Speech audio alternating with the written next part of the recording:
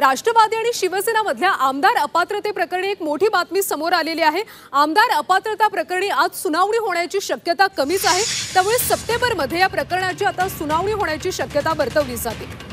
या प्रकरणी सुप्रीम कोर्टात आज सुनावणी होणार नाहीये। या महिन्यात दोन्ही प्रकरणी सुनावणी होण्याची शक्यता कमीच आहे।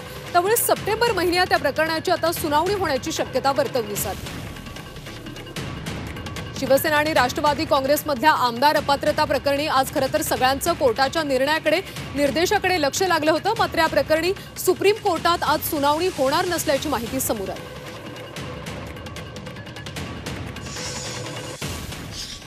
चीफ जस्टिसांनी एक इम्पॉर्टंट संकेत असा दिलाय की शिवसेना आमदार अपात्रतेचं प्रकरण हे सुप्रीम कोर्टातच चालेल, त्याच्यात कंपायलेशन द्यावं दोन्ही बाजूनी, प्लीडिंग्स कंप्लीट झालेले आहेत।